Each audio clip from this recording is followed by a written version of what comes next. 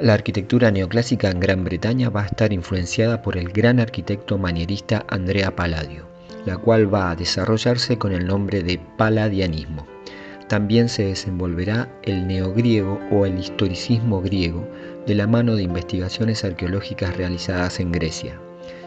En Alemania, la arquitectura neoclásica será adoptada por el primer imperio alemán para dar la sensación de poder y majestuosidad. Sin lugar a dudas, el arquitecto más destacado del neoclásico alemán será Karl Friedrich Schinkel, siendo el artífice más importante de la ciudad de Berlín en su periodo prusiano. Recordemos que la arquitectura neoclásica va a nacer en Francia y luego se expandirá al resto de Europa. De esta manera llegará a Gran Bretaña, donde se va a entender como una reinterpretación de las obras del gran arquitecto italiano del siglo XVII, Andrea Palladio, y donde una larga tradición va a dar el nombre de los neopalladianos. Estas reinterpretaciones de Palladio encajarán perfectamente con las ideas del neoclasicismo inglés, donde la racionalidad, las geometrías sencillas, las composiciones muy claras y el uso muy controlado de los ornamentos serían sus ejes principales. Es indudable que el estudio de los edificios de Palladio fue fundamental para la posterior evolución del palladianismo. Sin embargo, los textos escritos por el maestro italiano supusieron el mecanismo más rápido para la difusión de sus teorías por el resto de Europa y Norteamérica.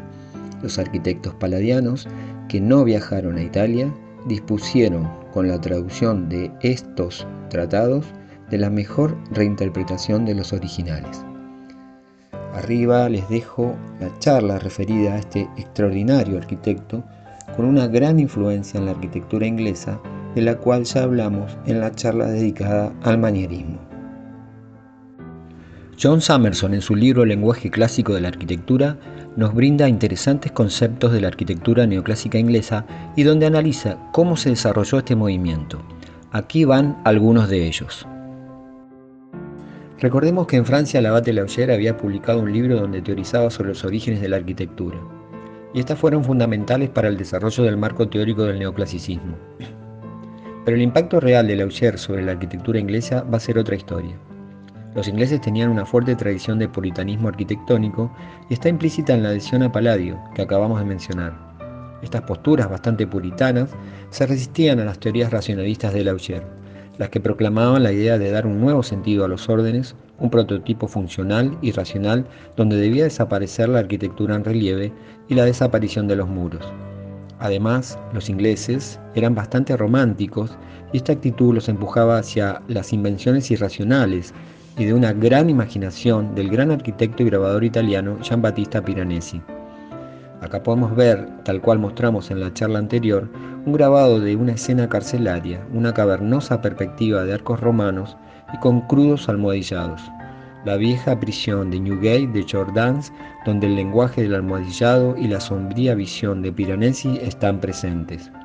Más allá de las interpretaciones que podamos hacer sobre el impacto que causaron las ideas de Laugier en Gran Bretaña, hay algo que no podemos negar y fue la búsqueda en el pasado para descubrir las fuentes auténticas y no corrompidas de la belleza arquitectónica. Esta actitud tuvo una consecuencia, el historicismo griego, la cual adquirió un papel muy especial. La arquitectura griega fue casi un misterio hasta mediados del siglo XVIII. Todo el mundo sabía que la arquitectura romana había sido tomada del mundo griego, así que si se buscaba las fuentes no corrompidas y auténticas, había que buscarlas en el antiguo mundo griego. Pero nadie había ido hasta ese momento a Grecia, la cual estaba en manos del Imperio Otomano. No era un lugar cómodo y seguro para un visitante occidental. Sin embargo, se abre una oportunidad, una especie de turismo cultural. Y dos ingleses, James Stewart y Nicolas Reved, parten a Atenas en el año 1751. Están 3 años y a su vuelta publican el primer volumen de su libro con dibujos exactos a escala de los edificios griegos. Cuando la gente vio por primera vez representaciones fieles del Partenón y el Teseión, las dos muestras mayores del dórico griego en épocas de Pericles, comenzó una comparación con el orden dórico romano, y cada cual eligió el de su preferencia. El dórico griego, reproducido casi literalmente en la High School de Edimburgo, es más rechoncho y macizo que el romano. Se había instalado en la sociedad inglesa la idea y convicción de que el dórico griego, el jónico griego y el corintio griego eran más puros y mejores que sus homólogos romanos. Ahí comenzó el llamado Greek Revival, o historicismo griego. Ahora habían 8 órdenes para elegir, 5 romanos y 3 griegos. Estos 3 últimos podían copiarse del libro de Stuart y Revet. El neogriego surgirá en Inglaterra y luego se expandirá al resto de Europa. Tendrá una duración de 30 años. No puede ser considerado como un gran momento de la historia de la arquitectura. Los órdenes griegos siguieron siendo curiosidades sacadas de un museo y no lograron nunca equipararse con la refinada estilística romana, dado que los griegos no utilizaron el arco o la bóveda. Los renacidos elementos griegos se utilizaron normalmente como engorrosos y costosos apéndices de edificios modernos. Miremos nuevamente la High School de Edimburgo. Se trata de una versión espectacular del dórico griego. Pero si se sacara toda esa arquitectura, el edificio funcionaría igual e incluso mejor iluminado. Lo mismo podría decirse del Museo Británico. Los pórticos y las columnatas inútiles son medios perfectamente legítimos de la expresividad arquitectónica. Pero cuando estos no controlan realmente el edificio y este es tapado, adornado y cubierto, los edificios terminan cargando con una especie de equipaje cultural que desvirtúa la expresividad arquitectónica que se quiere lograr. Acá podemos observar las columnas de 14 metros de altura, iniciado por Sir Robert Smirke, el cual se sirvió de las investigaciones realizadas por James Stuart y Nicolas Revet, y donde usa los mismos capiteles jónicos del templo de Atenas Polias en Priene. En la charla anterior comentamos que la arquitectura neoclásica estará compuesta por unidades geométricas fundamentales, o sea, siluetas geométricas sencillas con detalles arqueológicos puros. Es el caso de St. George Hall de Liverpool. Parece un templo griego de gran tamaño, delimitado en sus 4 lados por gigantescas columnatas corintias de piedra caliza. Una disposición análoga puede verse en el Museo Altes en Berlín, realizado en 1824 por el arquitecto Schinkel, donde presenta una fachada en forma de columnata abierta. La sólida masa del recinto central se alza generando un contraste. A pocos metros del Museo Altes se encuentra la Galería Nacional de Berlín, también realizada por Schinkel y con las mismas características que ya mencionamos anteriormente. Ahora vamos a pasar de Gran Bretaña a Alemania, donde el neoclásico cobró mucha importancia y fue promovido por el primer imperio alemán y cuyas obras más importantes se encuentran en lo que fue su capital, Berlín. La obra que introdujo con fuerza el neoclasicismo en Alemania fue la Puerta de Brandeburgo, en el año 1789, mandada a construir por el rey de Prusia Federico Guillermo II para que representase la paz. Construida en Berlín por Karl Gotthard Langhans, es un severo monumento dórico, el primero de su género basado en las construcciones de la puerta de entrada de la Acrópolis de Atenas, los Propileos. Se ha convertido en un monumento icónico de Alemania, ha sido testigo de innumerables acontecimientos que han marcado la historia de Alemania, desde el desfile triunfal de Napoleón cuando derrota a las tropas prusianas, las mismas que años más tarde festejaron la derrota de las tropas francesas, abriendo paso a la unificación de Alemania. Fue aquí donde los nazis celebraron su acceso al poder. Sin embargo, en este mismo lugar los soviéticos celebraron la derrota de los nazis. Fue testigo de la división de Alemania en la Guerra Fría al quedar dentro del famoso muro de Berlín, que dividió a la ciudad en 2 partes. Y por último, ha sido testigo de la unificación definitiva del país. Podemos apreciar en ella 3 cuerpos, uno central y 2 laterales de menor altura que son añadidos posteriormente. Este fue concebido como un pórtico hexástilo, levantado en estilo dórico, lo que explica la división del friso en triglifos y metopas. Los espacios entre las columnas de cada cara de la puerta están cerrados mediante muros, en los que se dispone decoraciones en relieves. De esta forma se realza la funcionalidad de la construcción como puerta de paso, mediante 5 accesos, de los cuales el central posee mayor anchura.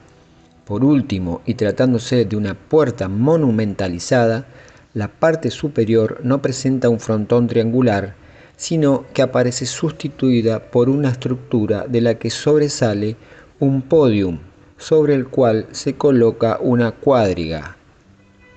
Es un fragmento de templo griego, con un orden dórico, pero los caballos en la parte superior nos evocan a los arcos de triunfo romanos. Hay una mezcla de ambas sensibilidades. Sin lugar a dudas que el arquitecto más destacado del neoclásico alemán fue Karl Friedrich Schinkel, siendo el artífice más importante de la ciudad de Berlín en su periodo prusiano. Fue arquitecto, pintor, urbanista, profesor universitario, contratista, artista gráfico y dibujante. Podría clasificarse como un arquitecto del eclecticismo más que el neoclásico. Trabaja con códigos del neoclásico, pero por el periodo en que se darán sus obras, corresponderá a la sensibilidad ecléctica. Vamos a analizar su aspecto neoclásico dentro de la cultura y política alemana de esa época. Hasta el siglo XVIII, Alemania era un conjunto de países que compartían idioma y la misma cultura. Se destacaba uno, el Reino de Prusia, cuya capital será Berlín.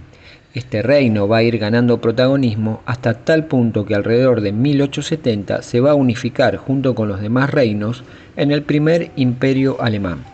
Dentro de este contexto, habrá una voluntad de darle una capital acorde a un imperio, y Berlín se transformará y reformará para ser la capital de este reino emergente.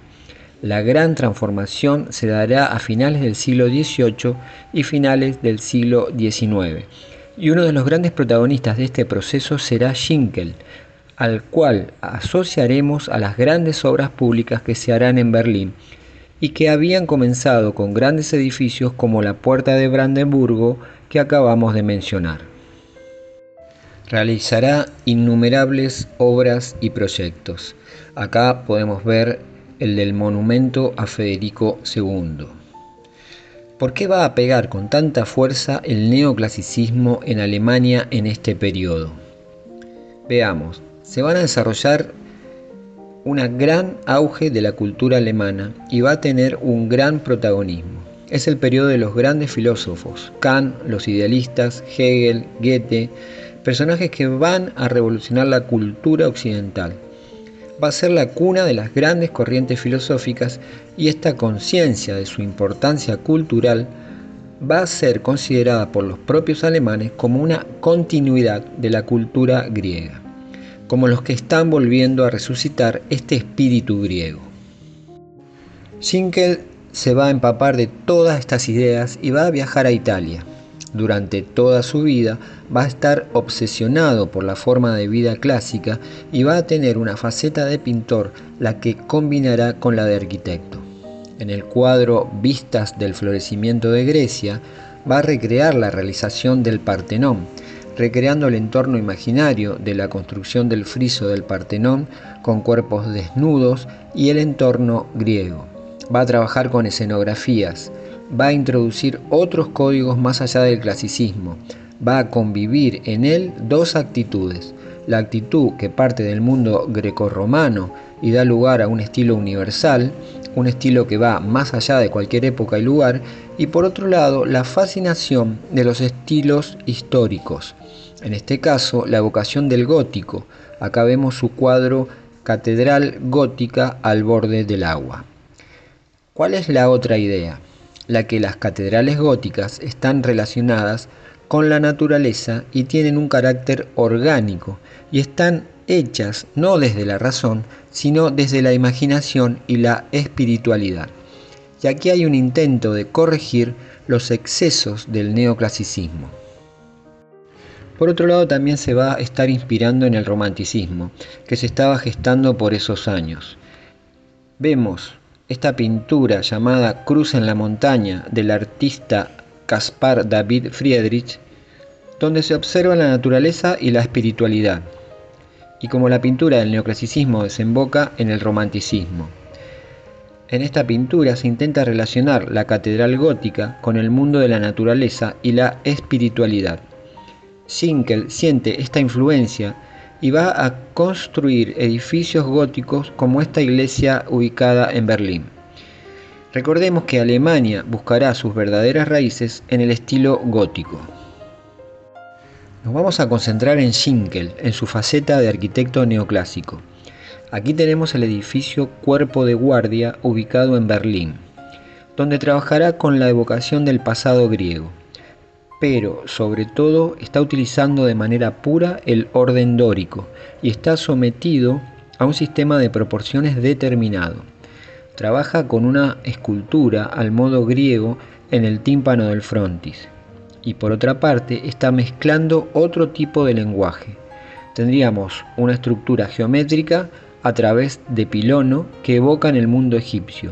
Recordemos que el pilono era una construcción de gruesos muros en forma de pirámide truncada, levantados en pares que flanqueaban el ingreso a los templos egipcios. Acá es donde hace una evocación del mundo del pasado y lo acerca hacia una actitud ecléctica que anticipa lo que va a ocurrir después. Los edificios importantes encargados a Schinkel serán el Gran Teatro de la Ópera de Berlín, que va a ser hecho con códigos neoclasicistas. Al abordar el problema que tienen los teatros, que es la caja escénica, que es ese cuerpo donde se colocan los telones sobre el escenario y que tiene que ser muy alto, se genera un problema volumétrico. Lo resuelve trabajando con la repetición o la duplicación de la forma. Se repite el pórtico de acceso en un plano secundario. Lo replica de una manera más simplificada y entre ambos coloca una sala donde elimina todo lo superfluo. Y se está anticipando a la modernidad. El entablamento se convierte en una doble línea.